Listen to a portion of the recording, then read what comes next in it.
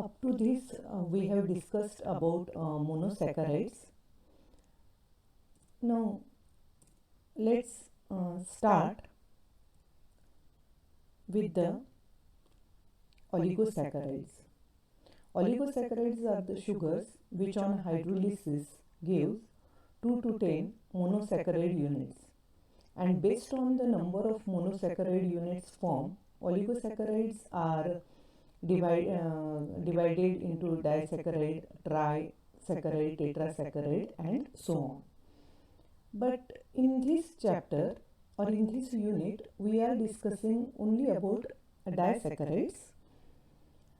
There are some important, physiologically important disaccharides like maltose, lactose and sucrose. Disaccharide sugars are formed by condensation of 2 units of monosaccharides, and these 2 monosaccharides, these are joined by an O-glycosidic linkage. Now, what do you mean by O-glycosidic linkage? That we will see when we will discuss some example. These disaccharides, they may be reducing disaccharides. Now, what do you mean by reducing disaccharides? In structure of glucose, cyclic structure of glucose, we have seen that anomeric carbon atom is formed, and when only one anomeric carbon is involved in glycosidic bond formation, then reducing disaccharides are formed. While some disaccharides are non-reducing disaccharides. If both anomeric carbon atoms of monosaccharides are involved in glycosidic bond formation, then that results in the formation of non-reducing disaccharides. Example is sucrose. Reducing disaccharides examples are maltose, lactose, while non-reducing disaccharide example is sucrose. When we will discuss the structure of these, that time we will understand why these are reducing and why are non-reducing. As I just told you that in case of reducing disaccharide, one end of the molecule having free anomeric carbon is called reducing end, and the other end where anomeric carbon atom is involved in glycosidic bond is called as non-reducing end. Now we will see some example of reducing disaccharides. The first example of reducing disaccharide we are discussing is maltose. This is the structure of maltose. Now, maltose is a disaccharide made up of 2 glucose units. See here, this is one glucose molecule. This is another glucose molecule, cyclic structure of glucose. And here, as it is a 6-membered ring structure of glucose, it is called as pyranose structure of glucose. And at anomeric carbon atom, hydrogen is above and OH is below. So it is a alpha D-glucopyranose. This structure is alpha D-glucopyranose. While this structure, this is second glucose molecule. This is also alpha D-glucopyranose. That means maltose is made up of 2 alpha D-glucose molecules, and here these 2 glucose molecules are joined by a glycosidic bond which is formed between C1 carbon of one glucose residue and C4 carbon of other. Here OH group was there, here also OH group. They join with each other with loss of water molecule, and first carbon of one glucose, which was anomeric carbon, is joined with fourth carbon of other glucose. When maltose its structure is formed, it's one anomeric carbon. For this glucose, this anomeric carbon is free. And as this anomeric carbon atom is free, it is called as a reducing end. While this anomeric carbon of this glucose is involved in the bonding, it is not free. So it is a non-reducing end. But at least one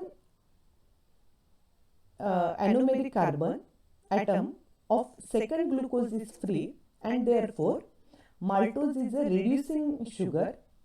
This form is capable of existing in alpha or beta configuration.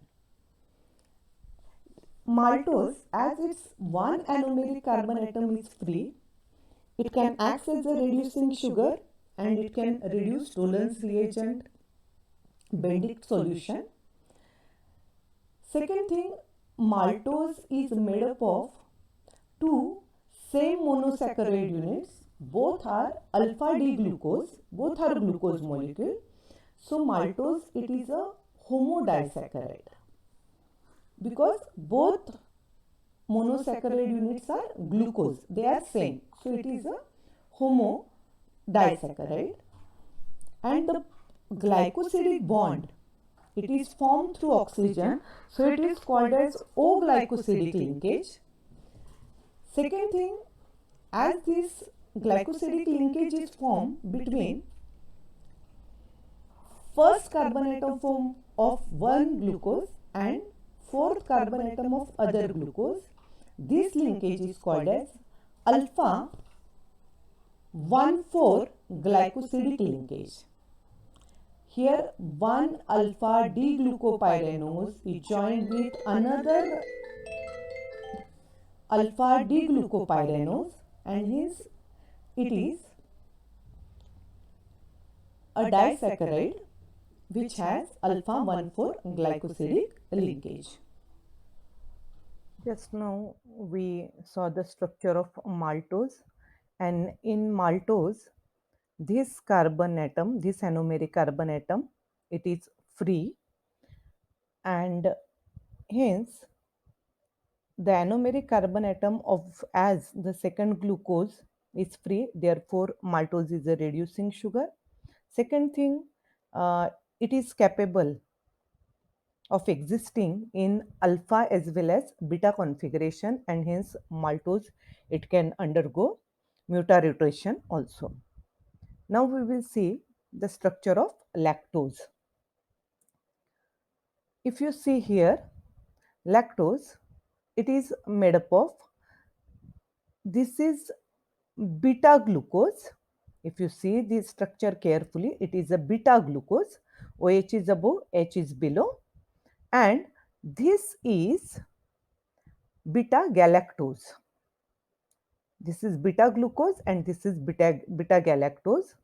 Here, first carbon atom or anomeric carbon atom of beta galactose is joined with the fourth carbon atom of beta D-glucose through oxygen. So there is a O-glycosidic linkage, but that O-glycosidic linkage, it is formed between beta carbon atom, beta D-galactose and D-glucose. So it is a beta 1,4 linkage. In lactose, this anomeric carbon atom of beta D-glucose, it is free, and hence lactose, it is a reducing sugar, as well as it is also available in alpha form and beta form. So lactose can undergo mutarotation also. Second thing, as lactose after hydrolysis give two monosaccharide unit, that is one galactose and one glucose. So lactose, it is a heterodisaccharide.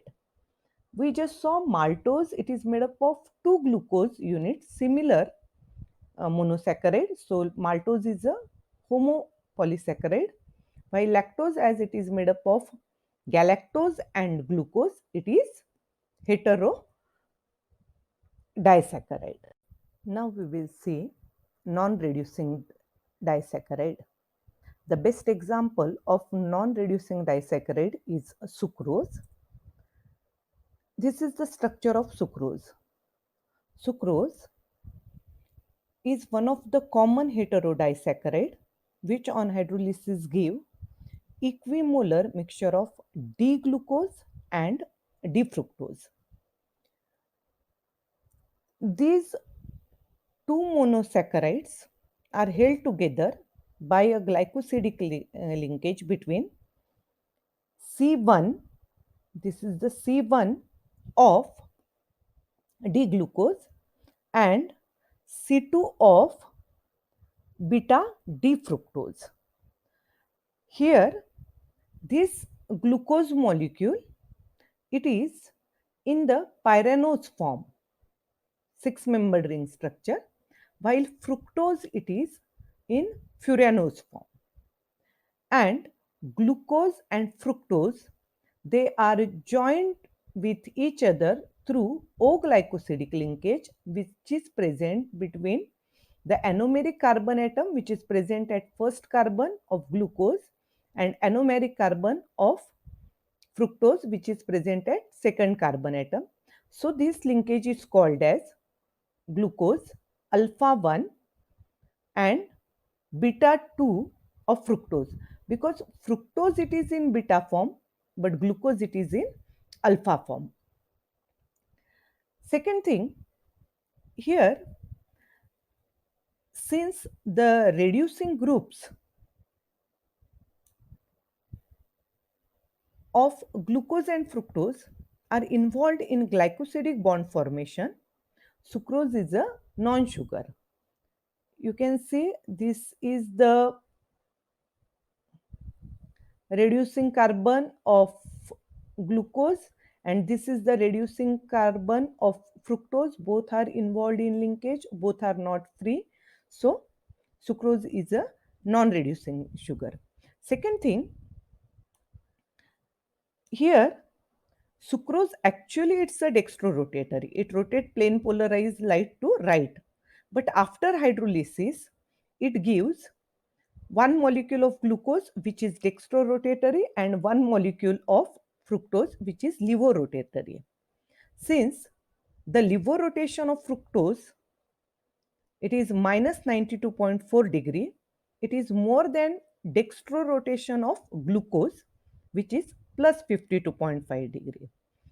So initially sucrose is dextrorotatory, but after hydrolysis, since the levo-rotation of fructose is more, so it get converted into levorotatory. So from dextro to levo, and hence the product is levorotatory and the sugar, it is a invert